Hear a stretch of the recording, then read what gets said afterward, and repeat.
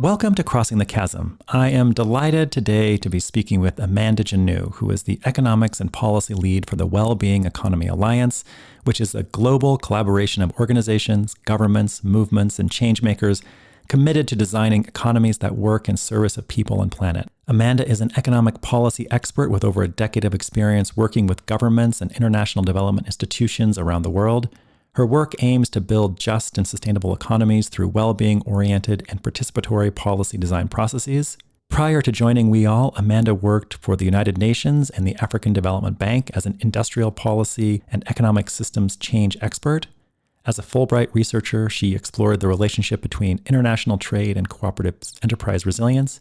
She graduated from Cambridge University with a Master's of Philosophy and Development Studies and heralds from the Green Mountain State of Vermont in the United States. I had such a nice time chatting with Amanda. She has incredible insights, a lot of worldly experience, and is just a really positive voice. I hope you enjoyed the conversation. Thanks for listening.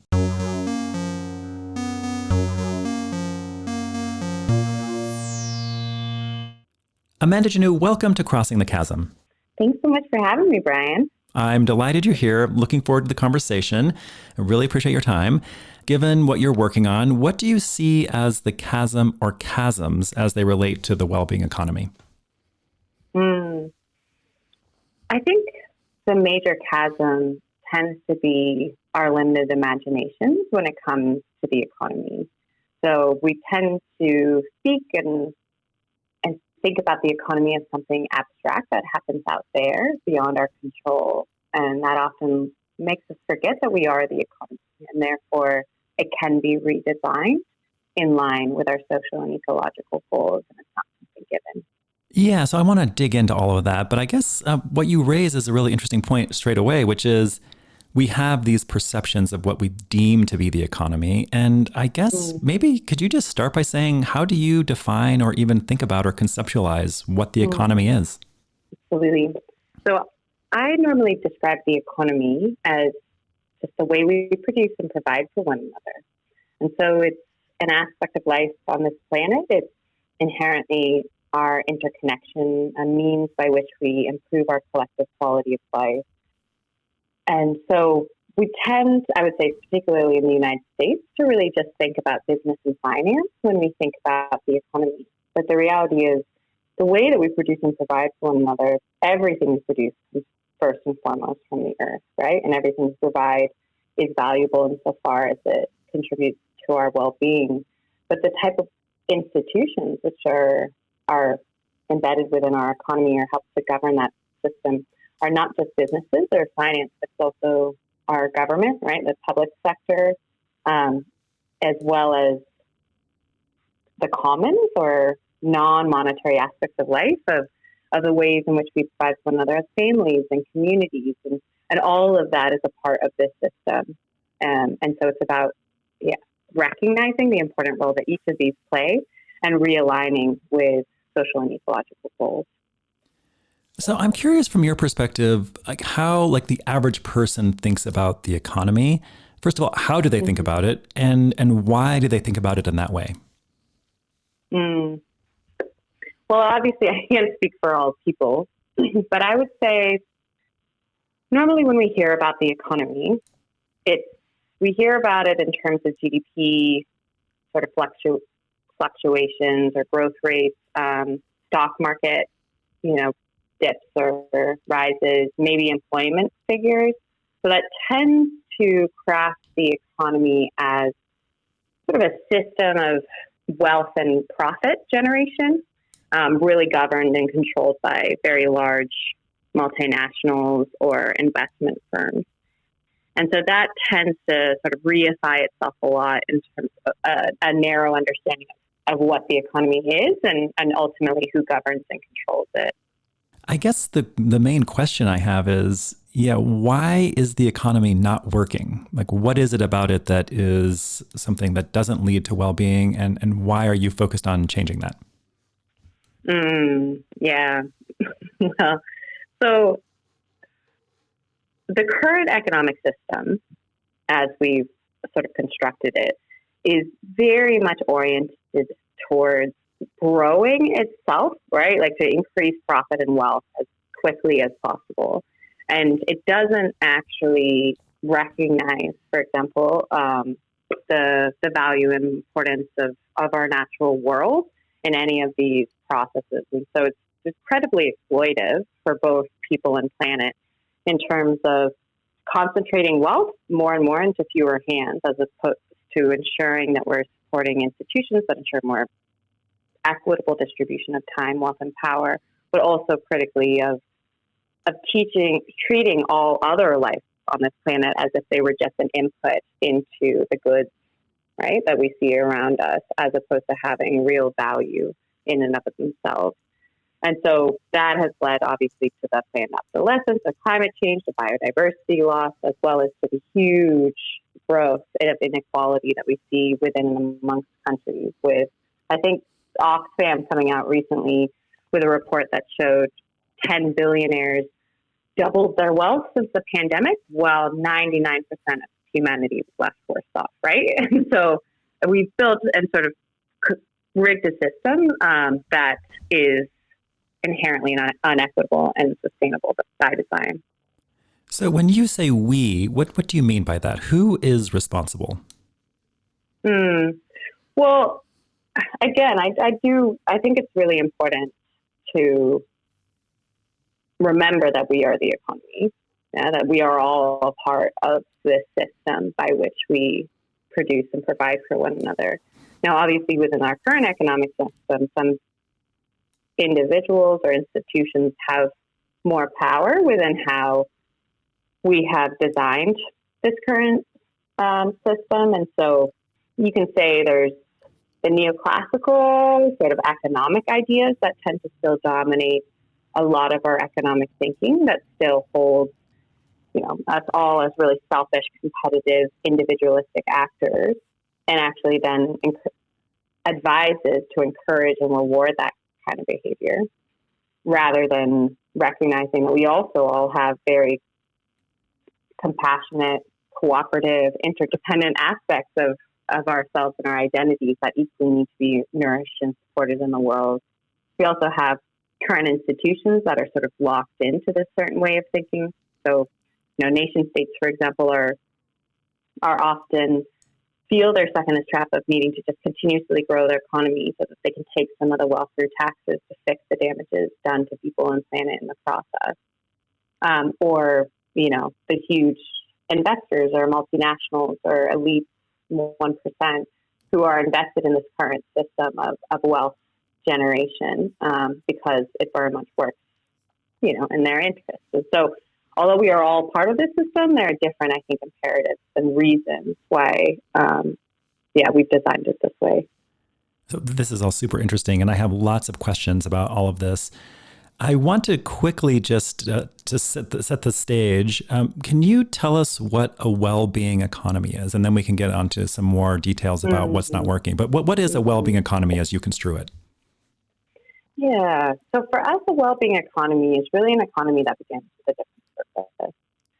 So it's about beginning with really recognizing, again, that the economy is the way we're producing and providing for one another. And so we need to be evaluating and valuing, ultimately, different economic activities and behaviors by their contribution to social and ecological well-being. And so right now, I think part of the issue is that we have forgotten that the economy is just one aspect of our societies that are embedded within a larger ecosystem. And we've held them as the economy as like sort of the most important thing for so long that we tend to feel like we need to make the case, for example, of why health is good for the economy, rather than being able to swap that burden of proof and evaluate the economy in terms of its contribution to our health. Yeah, if that makes sense. So it's about downgrading the economy in some way so that we can then align it with social and ecological goals that we have as a society and the things that matter most. And so we talk about within WEALL the 5 needs that we really feel our economy needs to be working in service of, and the first one being nature. So really working to support a safe and restored and cherished sort of natural world through circular and regenerative economic practices, more common resource governance, but also an economy which is evaluated by its capacity to ensure that everybody has a foundation to live a life of dignity and purpose. And that we also see critically important the also need for fairness. Right? And so building an economy which by design ensures that equitable distribution of wealth and voice and time through social enterprises, employee-owned businesses, cooperatives, ones that are already designed to ensure a more balanced power within the system. And then the sort of last two we speak to a lot is the importance of connection. So recognizing that even though we conceptualize of the economy right now almost always as on the basis of individuals, you can't actually have an economy of one. It's always a system of relation and interconnection between the natural environment and multiple people. And really the thing that brings us the greatest happiness and fulfillment in our lives is the strength of our social connections. And so building an economy that really works to support those as opposed to fragment those. And then last, but definitely not least, is the need for meaningful participation. So something, and this is a big one, even though we talk about the wellbeing economy, we recognize that one of the major issues with contemporary economic thought is this one-size-fits-all philosophy that across space and time, all economies are the same. Because if we think of it as the way we produce and provide for one another, obviously that's going to be influenced by your history, your geography, your culture, and so many other factors. So we're talking about well-being economies, and it's important that the shape and form of those are a reflection of your local context, but also determined by your active voice and participation. And so that for us is sort of a broad vision of a well-being economy, but one that ultimately needs to be locally embedded and aligned to your context. Oh, that's a really nice overview. Thank you for sharing that. So if I'm hearing you correctly, you mentioned earlier that, this sort of inequality is an outcome of a society based on trying to, get as much profit as you can.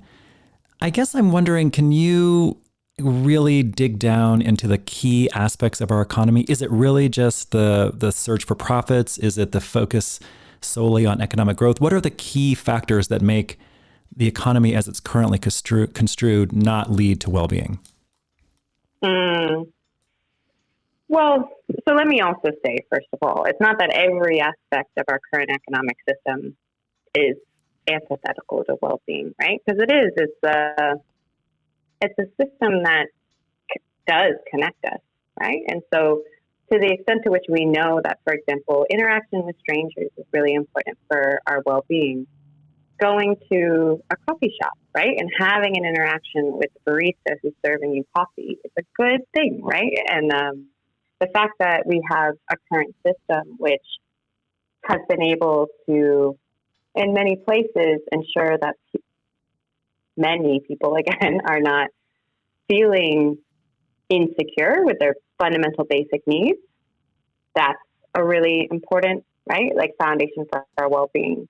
It's just that the aspect of our current system is that we are evaluating the economy by its capacity to support itself, not the capacity for it actually to work in service of our well-being. And from the beginning, when the architects of GDP, for example, they were very clear that this shouldn't be used as a metric of well-being. It's meant to just be a metric of output. But somewhere along the way, we got a bit confused and we started evaluating all of our progress just by how quickly our economy was growing or how much we were producing and consuming or how much money we were generating, believing that that's all that really mattered for a good life. And what we're now very clear on is that we're growing really quickly, but the world is on fire and people are miserable and there's huge amounts of inequity and starting to question what the economy's purpose is and for.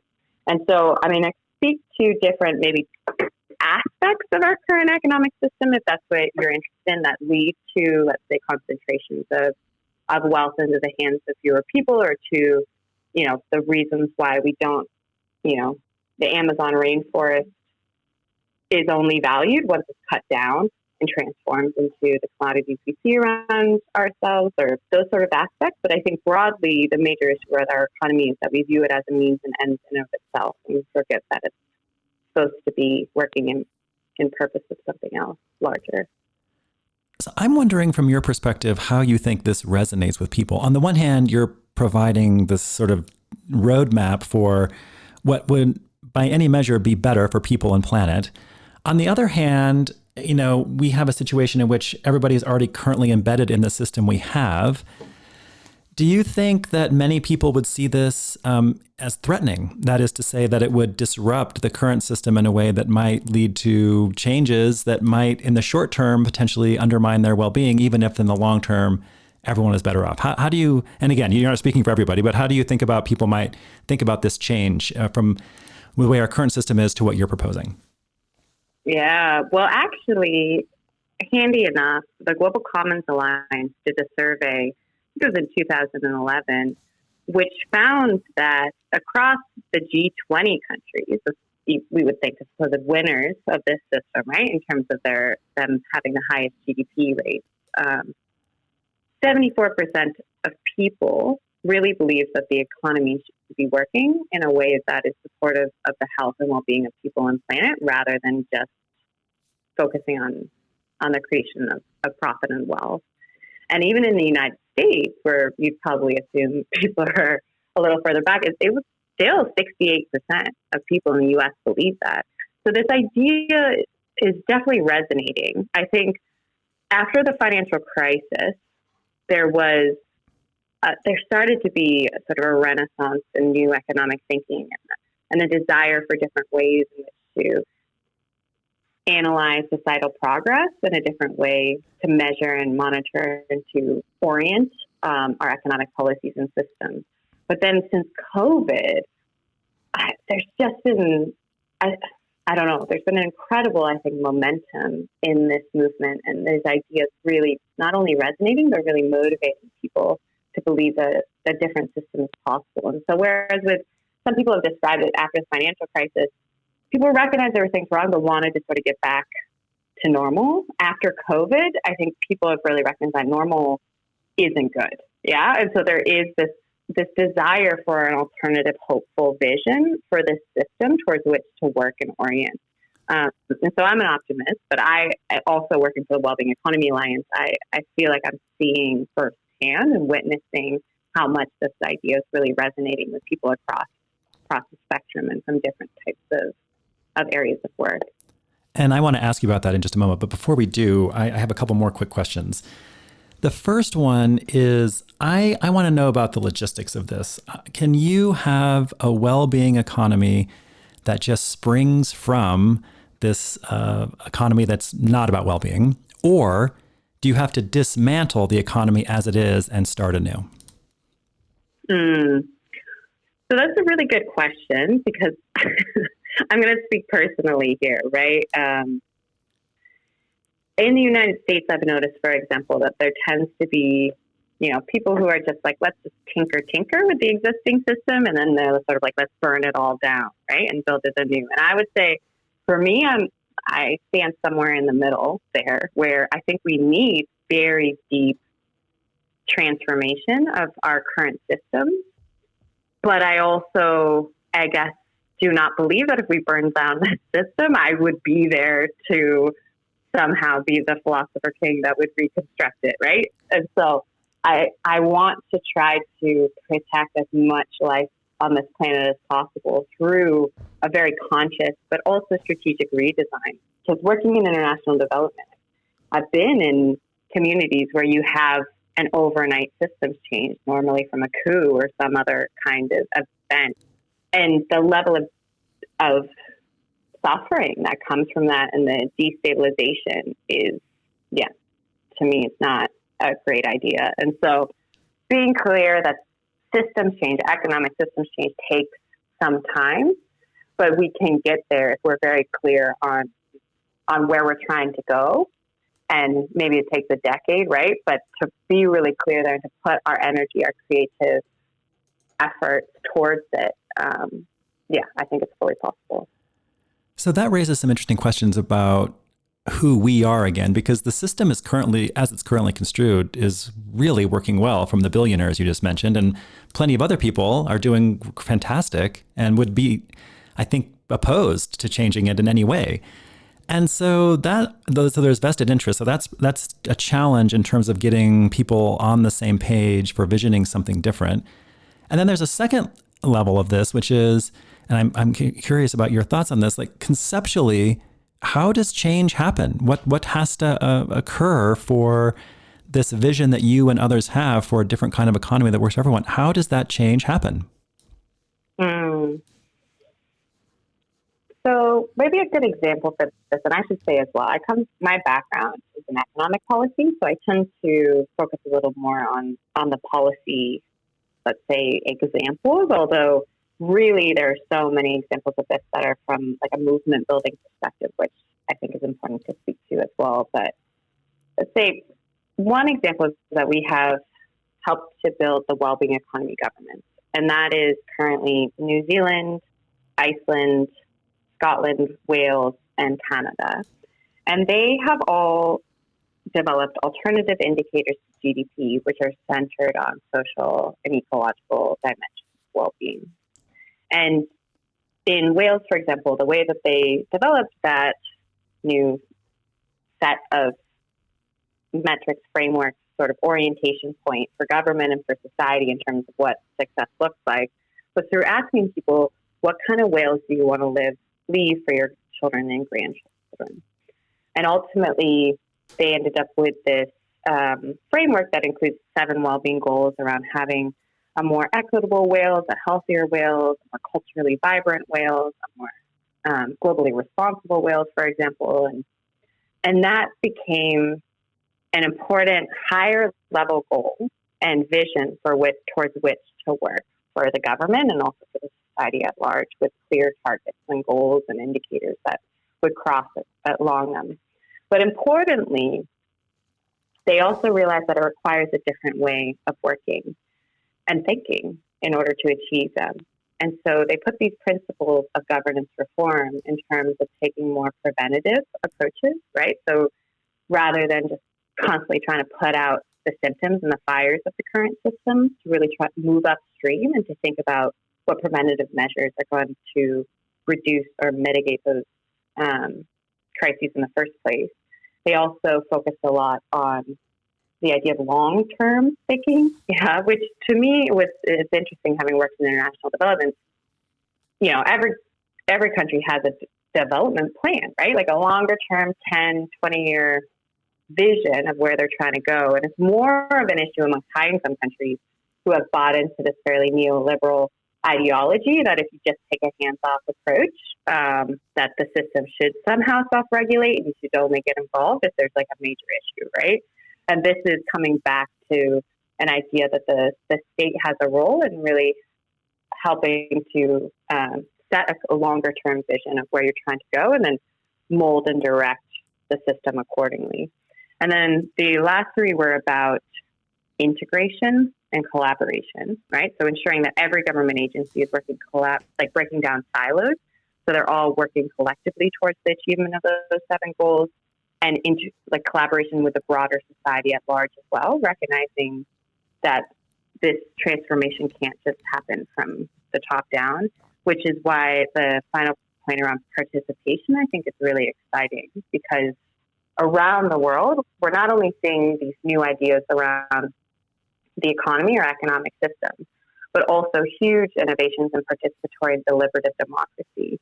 And I think those two are fundamentally interconnected, because the failures of our political and economic system are kind of two sides of the same coin. And so in Wales, although they have this national strategy, what they ultimately ended up doing was decentralizing most of the specific sort of planning to multi-stakeholder groups within the towns or cities to really develop plans and strategies that made sense for that place that would work towards the achievement of the national goals.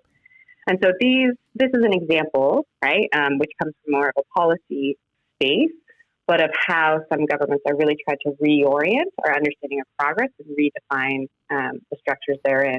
And in Wales, for example, they removed GDP entirely from any of their economic strategies or processes, and even defined prosperity as one of their goals, as creating an innovative, like high-skilled, productive economy that is in respects planetary boundaries and is supportive of getting to like net zero. So already within their idea of prosperity is a recognition of being in alignment with nature's limits. How would you respond to a critic who might argue that, yeah, there's some good examples going on, but these countries and places are still embedded in fundamentally unsustainable global economy? And just as an example, you know, the United Nations has the Sustainable Development Goals. One of those is explicitly for economic growth. So what do you say to someone who argues, all this sounds great, but this is mostly just greenwashing?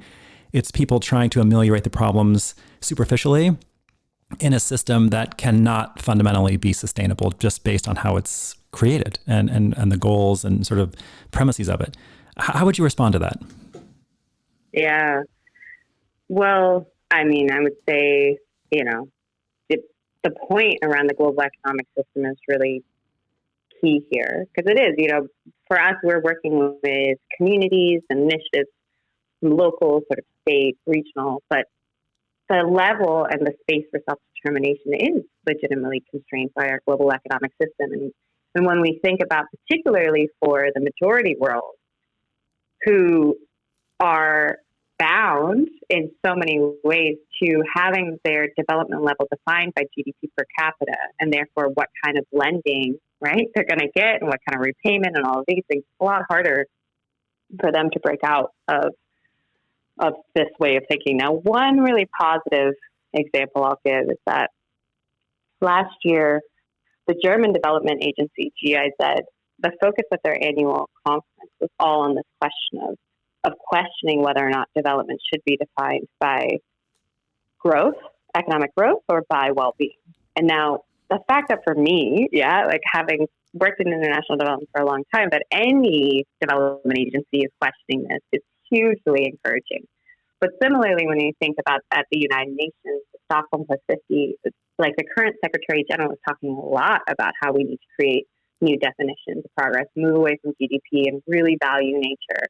And so this is emerging, right? Like there is an emergence and a recognition across a lot of different global levels. One of the things that we're trying to do this year within WEALL is to support with bringing more hopeful vision to our global economic system, which can support with a reimagining of the governance systems as well. And this requires in many ways for visionaries who are not economists actually to come together to help explore and think through what connects us across space and time, and how can we really produce and provide for one another in a way that is in balance and harmony with one another and with our natural environment, as a starting point to then think about what are the current network systems, dynamics that play in our global economic system that are aligned or not. So we can then mobilize our global network of members and actors and governments to collectively work towards advocating for those shifts. Because it is, it is going to be necessary for us to build different types of governance and development paradigms and approaches. And I think it's happening, but there's ways in which we ourselves can help to also push for those shifts as well. And I want to move in just a second to starting talking about more specifics about what's going on and what you see as necessary. Before we do that, though, I mean, you've just given a very nice overview, but we have very little time here, and it's cursory. Can you point listeners to a book, maybe, or some outlet, in addition to your website, of course, where they can get a better sense of some of these issues, the problems, the history of our economy, and why it's so important? Is there something you could point to as a recommendation? Absolutely. Well, first recommendation I would obviously give is to, check out our website. It's at weall.org, like WEALL.org. And there's a lot of resources that are there. In terms of books, it really, there are a lot of really amazing books that are out there. So I don't know if you've explored on your podcast already, Doughnut economics. Not yet, not directly. No. Mm-mm. Yeah. Okay. So Doughnut economics by Kate Raworth, I think, is a really wonderful book on a different way of thinking about economics in particular. But then also my former colleague, Katherine Trebeck, also wrote a book, which I think speaks a little bit more to the economy as well. And it's called The Economics of Arrival, and sort of the shift in when do we know as a society that we have enough, right? And what does that mean in terms of how we would reorient our economic policies and practices accordingly? So those would be two recommendations. Fantastic. Thank you so much. And I'll put a link to those on the website. Okay, so now I want to shift. I want to get a sense from you about not only how this transformation could happen, but also what's going on and what's required. So why don't we just start? I mean, if you were able to and could make changes immediately, what kind of changes do you think are necessary to start shifting towards a well-being economy? Well, I think the first shift is to actually have a deliberative process of discussing what we really feel matters for a good life. Because it's deep inside of us, and we all know in some way that the things that matter most are, connection to nature and to the natural environment. So, for example, whenever I ask somebody, what do you love about where you live? 9 times out of 10, it's people and planet, right? There's something about the nature of where you live or the community and the people who are around. And then when you identify that, and then you realize that why aren't those the things that are being prioritized in terms of our decision making, it starts to beg the question of what we need to have as our sort of like North Star and orientation point. And so one of the things I see in my work, for example, is that a lot of people have these well-being sort of frameworks or visions or indicators, but it's one thing to articulate it, it's another one to internalize it. Because we've also internalized a lot of our current economic logic in terms of thinking that our own self-worth and value and purpose is purely in terms of, making money. And we see that the ramifications of that in the United States, for example, where the majority of people feel like they have a job that need not or should not exist, right? They feel like they're doing something that is contributing nothing to the world or actually leaving it worse off. And so if I could have a magic wand, it would be to take those really deliberatively, participatorily developed visions and priorities around well-being, and then to think about which are the economic activities and behaviors that are positively contributing to that, and which ones are the ones that are negatively, so that they can be encouraged and discouraged accordingly, right? Because for a very long time, we've encouraged and rewarded large corporations, entrepreneurs, investors, because they're the most efficient at generating wealth. But if we think about who is the most efficient at generating well-being, it's a very different kind of set of actors and behaviors. And I think that would be a really powerful starting point for redesigning the economy currently. Yeah, that's really eloquent. I really appreciate that. Thank you so much for sharing that. I guess I want to ask you about your experiences. You've been meeting with people in various levels of government and so forth. And I think you just really laid out well the fact that most people recognize that the economy is not working and that things we care about are really in our local space. So you've been talking to cities and so forth. I'm wondering, how does somebody like a mayor of a city, for example, start to really address these things in ways that actually lead to changes on the ground when, again, they're embedded in a global economy? What are you hearing from people and seeing at the local level and what's being done? Yeah. Well, first of all, I'll say that it really depends on the country. But I would say, like Sydney, Australia, for example, is doing some really incredible, innovative work around trying to meld like circular economy initiatives, which are about moving from linear to production processes to really reusing, repairing, repurposing any sort of material that comes into our economic system, with community wealth building, which is about using what they call anchor institutions. So these are like the institutions that are in any community that aren't going to. So that's maybe like a university or a hospital or things like that, to be the anchor points of procurement for the local economy, to buy more locally, to keep money circulating around, and also building cooperative and more democratically governed business enterprise models to ensure more equitable distributions of wealth, right? And like these kind of strategies that are being explored and adopted by cities as ways in which to reduce inequality, to reduce the environmental sort of impact on the waste and, on our natural environment, are really inspiring. Now, of course, cities are embedded within often like states or certain regions that have their own policies that are also embedded with federal governments that are also part of this broader global system. And so there's a lot that can be done, but it's a lot that ultimately will also need to be aligned with the national or federal policy. And so in the United States, for example, we have a law that doesn't allow like a state to have its own currency, but a community can develop an alternative currency, for example, which would, like, let's say, based on time banking, right? Where it's like people directly connect and give of a service or a skill that they have to others. And on that basis, get a certain note or donation. And that type of system can actually be really powerful for supporting more human connection, more like local economic development.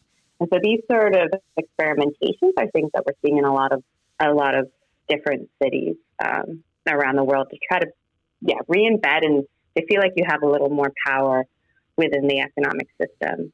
And so governments at the city level are not only exploring these strategies, but also in the same way as I sort of mentioned with Wales or with Canada, going through a process of also developing new metrics and definitions of progress for the city towards which to orient as well.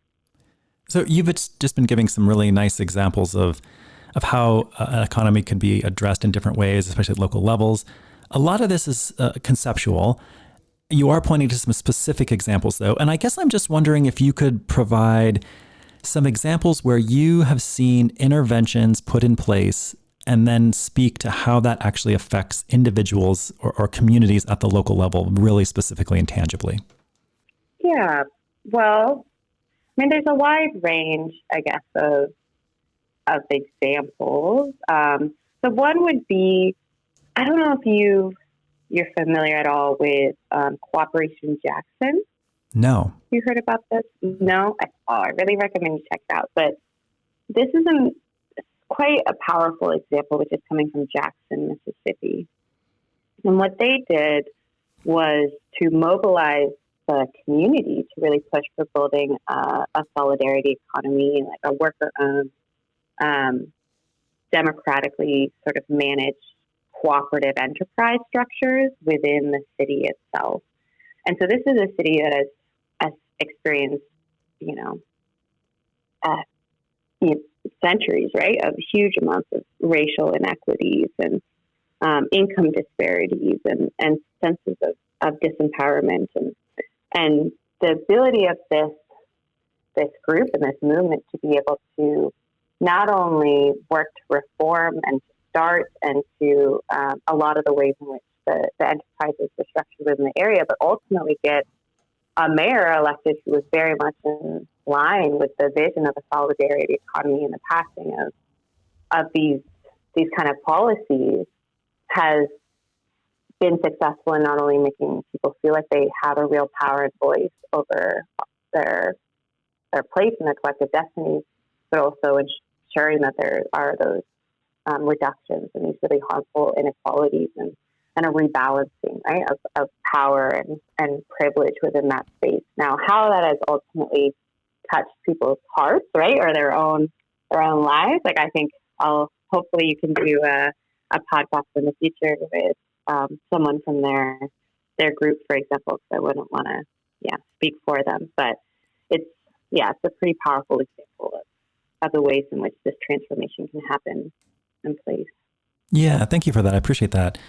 I guess I'm wondering what you would say to someone who, yeah, is amenable to this critique of the economy, who wants to see something different, maybe a listener to this podcast.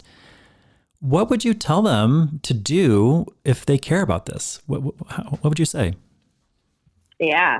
Well, if you are interested in this, so first of all, so the Wellbeing Economy Alliance, WEALL, is a global collaboration of different organizations, governments, businesses, activists, movements, and change makers from around the world who are really committed to building a well-being economy and transforming our economic system. So if you're just interested in being a member, it doesn't cost anything. You can join and connect in with this global movement. Because at least for me, I'll say, I came from working at the UN in economic policy, and thinking about the economy in a more expansive way, or thinking that it should have a different purpose, also often felt lonely, right? And so joining WEALL just felt like coming home in a lot of ways, to be surrounded by people who were equally questioning the purpose of the economy and want to work genuinely collaboratively towards that transformation.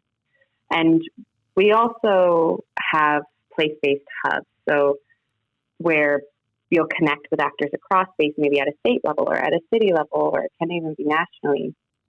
And so if you're interested in doing more of this place-based transformative work, you can join an existing hub or start a new one, and we'd be happy to help and support in whatever way we can. So in Vermont, for example, where I'm based, I've connected in with amazing, like, sort of multi-stakeholder groups. So people who are coming from the business, academic, public sector, sort of think tank, a variety of different spaces. We're going to be having a big event next week in Vermont, which is about bringing together about 150 different leaders or important stakeholders from across the state to raise awareness of this idea of a well-being economy, of donut economics, of economic systems change, and how we can all work collaboratively towards that. And so these are kind of, examples of ways we want to immediately get engaged, but also I think to start off with, it's just as powerful to start having more conversations about this, to remember that, the economy isn't a space that is reserved for academics and elites to pontificate about, right? But that we have a right and responsibility to discuss it, and it's that system, and to feel like we're empowered to transform it. And so welcome anybody, to just start engaging a little bit more in those conversations, so that itself can ripple out and really change the world. Oh, that sounds great. Thank you. I want to end with 3 questions that are more personal, but before we get to that, just one last question. And the question really is about, there's lots of groups who question our economic system. There's lots of other proposals. There's degrowth. There's transition towns. You all are doing amazing work. Obviously, I've looked into it. It's super persuasive and I think really exciting. I guess I'm wondering about, just politically, how do these disparate groups who all seemingly care about similar ends, how do we come together and work together in ways that lead to political and social change? Mm-hmm. Yeah, absolutely. Well, WEALL was really founded kind of explicitly with that idea in mind. So it was a coming together of a lot of different thinkers and organizations and what was then the sort of new economy space, to recognize that there was a need for some kind of connection point and an umbrella that could help to house and make clear what these different ideas and initiatives meant, and to move beyond critique of the current economic system to support with crafting and articulating a hopeful vision that could motivate and align efforts towards those aims. Now, for me, for example, we see the well-being economy is not the same. It's not like a model, right? It's not an economic model the way that some of the other new economy ideas are. But it's meant to hopefully be a picnic blanket by which to be able to amplify and support the work that's happening by degrowth or solidarity economy or donut economics, or we see them all as very important pieces of this alternative paradigm and system. for the future. And ultimately, I believe that we need diversity of strategies and approaches. Yeah, because there's different kinds of messages and avenues that are going to work for different people and in different places, and they all have value. And so rather than feeling like it's a competition in the space, it's really to help to support and amplify and cheer on the incredible work by others that is happening, and to just see how we can support in whatever way of connecting those dots. No, that's fantastic. Thank you. I really appreciate that. I want to end just with 3 quick questions that are more personal about your own perspectives and perceptions. And the first one is, given that this is all quite challenging and the system is not leading to well-being, what do you see in society that gives you inspiration and energy?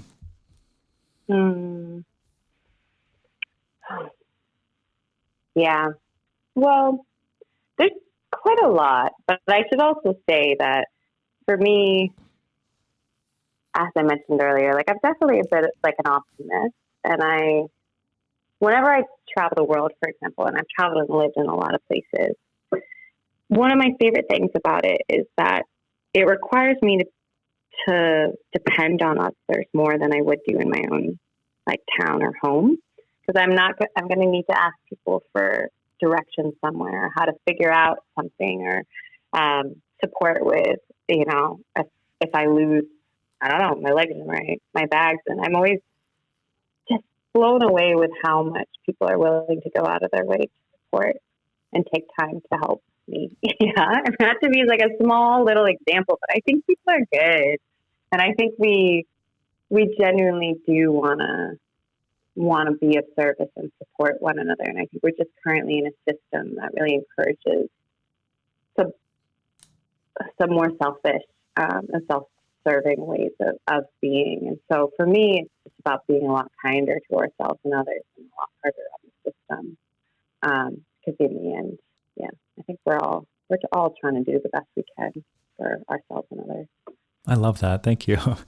The next question is, have you read or seen or heard anything recently that really challenged your views or made you think in different ways? Yeah. I think for me right now, something that's been really challenging a lot of my own worldview is I've been reading some and listening more to like Indigenous and First Nations thinkers and speakers. And for example, like earlier I said, we're going to connect in with a bunch of leaders around Vermont. And I was speaking with this guy, Tyson Ghost Horse, who's from the Lakota people. And he was saying, we don't use the term leaders because it implies followers. Yeah, and rather we should be walking alongside. And I was like, oh, wow. Yeah, it's like, and how in Indigenous language, there aren't really nouns, like objects. Things are verbs. Like everything has energy and is of movement. And how in English we tend to like really essentialize. And that idea for me, like I'm still really wrestling with a lot and trying to align with like, my worldview of objects and things, and rather really, recognizing that like a mountain, water, or whatnot, like it has its own force as well.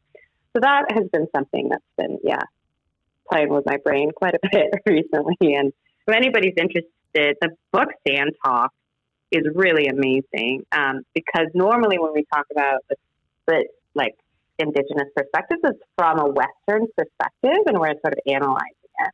Whereas this one is taking like an Aboriginal Australian perspective and looking at Western knowledge and conceptions of the world, right? And that's like a very interesting swap, and it's a really powerful book. Wow, that sounds fantastic. Yeah, thanks for the recommendation. And then, or also Braiding Sweetgrass.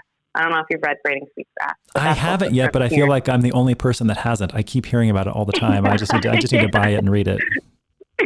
Yeah, it's beautiful. Yeah, I'll do that. Thanks again for the push. And then the last question is, for some people, this can be quite overwhelming. I love the fact that you're an optimist, and I really appreciated your view. But even you sometimes might get a little down. I'm just wondering, what gives you a sense of peace and joy amongst all of this? Yeah. So for me, I'll just say really personally, I hope my philosophy is a little bit that everything happens for a reason, and I'm also master of my own destiny. And those things are seemingly philosophically inconsistent, but I think there's just a little bit of faith there that, I don't know, there's a lot that's out of my control. And to sort of accept that, but also to know that I can, I can be, like, I'm here for a purpose, and there's something that I'm here that I'm meant to do, and my actions, have impact and are ripple in the world. But those two things together, I guess, help me to maybe not take myself too seriously, if that makes sense, whilst also being, having optimism and focus. And when I get really down on the world, which I do sometimes, but, it seems really sad. There's this short article by Howard Zinn called The Optimism of Uncertainty. And he talks about how we tend as humans to look at the current system and to assume that it's going to continue on in perpetuity.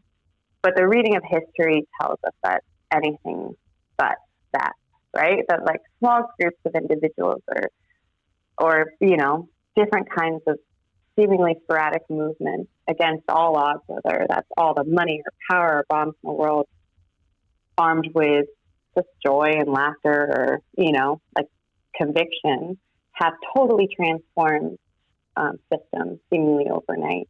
And so that article, and just knowing that, things change, and that we are in a moment of that profound paradigm change, and that we can be a part of it is something that gives me quite a bit of hope. Well, thank you so much for sharing that. And thank you so much for making time. I've really enjoyed this conversation and really appreciate you chatting with us. Thank you so much. Oh, thank you so much, Brian. I really enjoyed speaking with you as well.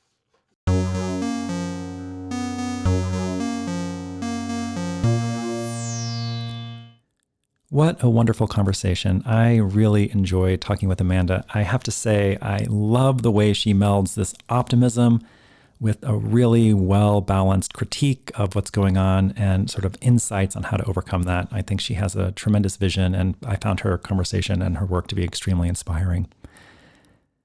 Thanks, as always, to the executive producers of Crossing the Chasm, Dan Phillips, Cody Bayless.